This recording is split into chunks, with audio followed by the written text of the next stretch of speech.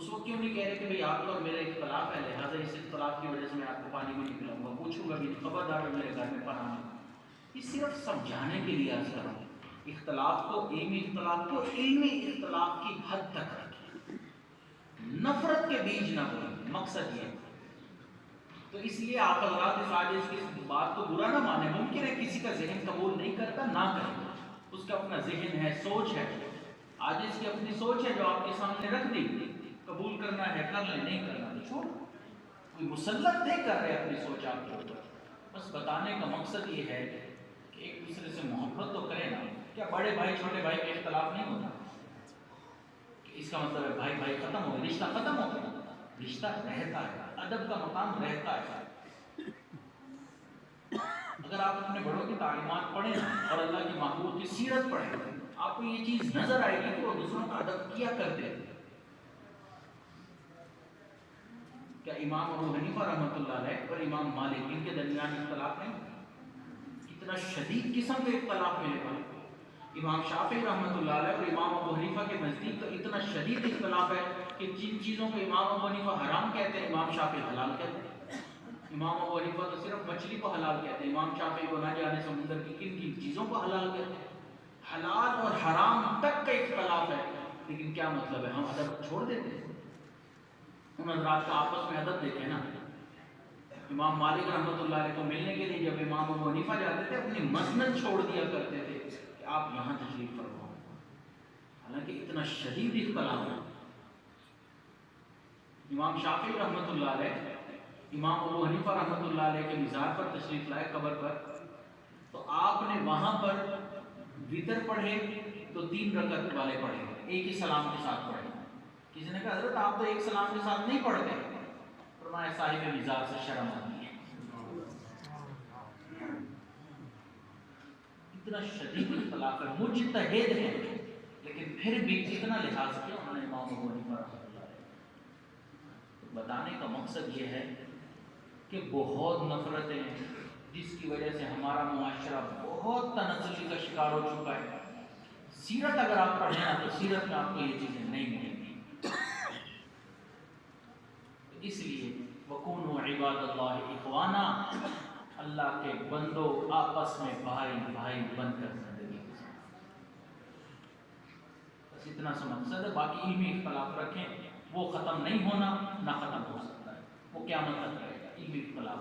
تبھی تو انسان آگے بڑھتا ہے علم کے اندر، بس نفرت کو نہ آنے دیں۔ اور معاشرہ بہتر کرنے کے لیے اللہ کے محبوب نے ستر پوشی سکھائی۔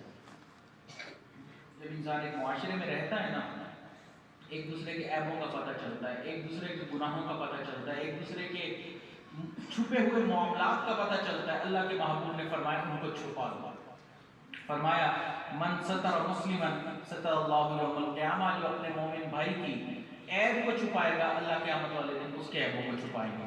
انبیاء کے علاوہ کوئی شخص عیبوں سے پاک نہیں ہے، ہر انسان کے اندر عیب ہے۔ اگر ہم چاہتے ہیں قیامت والے دن ہمارے عیب کا کسی کو پتہ نہ چلے، اللہ چھپائے رکھے، تو ہمیں چاہیے کہ ہم دنیا میں دوسروں کے عیبوں کو چھپائیں۔ لیکن آج ہمارے ہاتھ میں موبائل فون ہے، اس کے اندر کیمرہ لگا ہوا ہے، اسپیکر مائک ہاتھ میں ہوتا ہے، لہٰذا جس کے بھی عیب ہو ہم نے سوشل میڈیا پر دکھانا ہی دکھانا ہوتا ہے۔ ہم تو حق بتا رہے ہیں، ہم تو سچ بتا رہے ہیں۔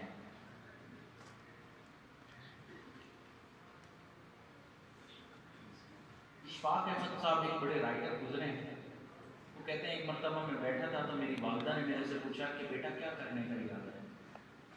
میں نے کہا اماں لکھاری بنوں گا، رائٹر بنوں گا۔ میری ماں نے پوچھا، یعنی میری والدہ سادہ سے تھی، انہوں نے پوچھا بیٹا کیوں لکھاری بننا چاہتے ہو، کیوں لکھنا چاہتے ہو؟ تو میں نے آگے سے کہا کہ اماں تاکہ لوگوں کے سامنے سچ کو لے کر آؤں، ہر کسی کی یہی نیت ہوتی ہے، لوگوں کو سچ پتہ چلے۔ کہتے میری والدہ کھانا بنا رہی تھی، انہوں نے میری یہ بات سنی، ٹھنڈی آہ بھری تھی، اور کھانا بناتے ہوئے سچ آسان اور سادہ انداز میں کہنے لگی بیٹا اشفاق، اگر لوگوں کے سامنے سچ کو ہی لانا ہے، اپنے سچ کو لانا، دوسروں کے سچ کو نہ لانا۔ بڑی گہری بات ہے۔ آج ہم اپنے سچ کو تو چھپاتے ہیں، دوسروں کے سچ کو لوگوں کے سامنے بیان کر رہے ہیں۔ اگر آپ کو پتہ چل گیا کہ کسی نوجوان کا کسی لڑکی کے ساتھ معاملہ ہے، آپ اصلاح کر سکتے ہیں، خاموشی سے اس کی اصلاح کریں. اگر نہیں کر سکتے تو جو اصلاح کر سکتا ہے اکیلے میں اخلاص کے ساتھ صرف اس کو بتا دیں. اس کے والد ہیں، آپ بتا دیں کہ بھائی آپ کا بیٹا اس معاملے میں ہے، ایسا نہ ہو کہ بعد میں نقصان اٹھائے. آپ اس کو پیار سے سمجھا دیں. ڈھنڈورا تو نہ پیٹے نا کہ فلاں کا بیٹا فلاں لڑکی کے ساتھ ملوث ہے لہذا ڈھنڈورا پیٹ دو، معاشرے میں اس کا چہرہ دکھانا ہی مشکل کر دو. یہ تو نہیں ہے نا. اللہ کے محبوب نے بھی بتایا کہ اگر کوئی انسان زنا کرتا ہے 4 گواہ چاہیے اس کے لیے، اور وہ گواہ کی شرائط کیا ہیں کہ انہوں نے کس انداز میں دیکھا ہو. وہ اتنی مشکل ہے کہ 4 گواہ ملنا بھی مشکل ہو گیا اس انداز میں. ایسا نہیں ہے کہ بس ویڈیو دیکھ لی تو بدگمان ہوتے پھرے کہ بھائی اس نے یہ کام کیا. گواہ چاہیے. شریعت ویڈیو کو نہیں مانتی ہے. آج کل کیا ایڈیٹنگ نہیں ہو جاتی ہے. انسان ایڈیٹنگ کے ذریعے کس کو گناہ گار ثابت نہیں کر سکتا. دن رات ہمارا میڈیا کیا کچھ نہیں کرتا. دوسروں کی سچ کے بجائے اپنے سچ کو سامنے لائے نا. تو اس لیے اللہ کے محبوب نے فرمایا ستر پوشی کریں، دوسروں کے عیبوں کو چھپائیں.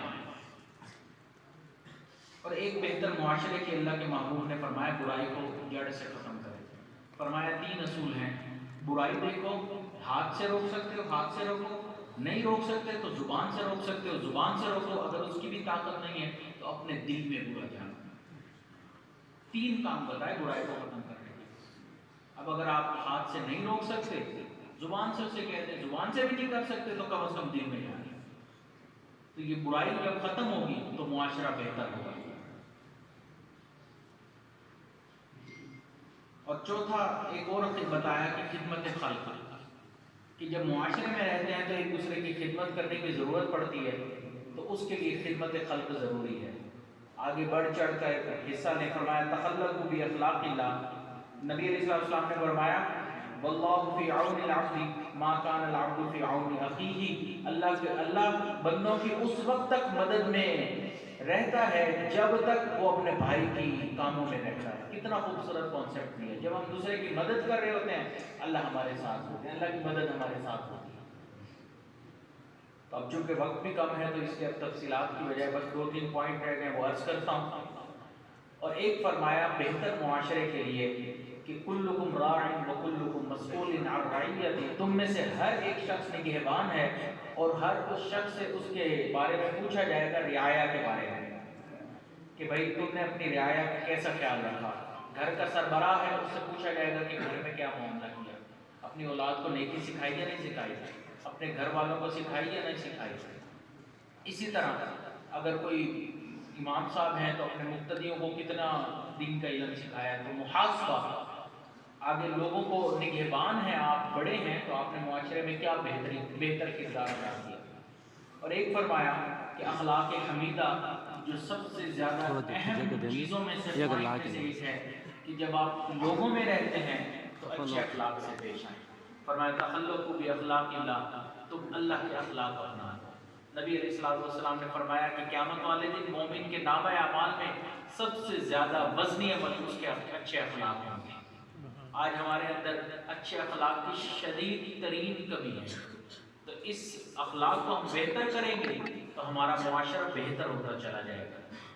تو اللہ کے محبوب نے یہ وہ تعلیمات دی جس سے ہمارا معاشرہ بہتر ہوگا اور ہمیں پتہ چلے گا کہ معاشرہ کس طرح بنتا ہے. اور اب آخری بات کہ اللہ کے محبوب نے ہر طبقے کو تعلیم دی.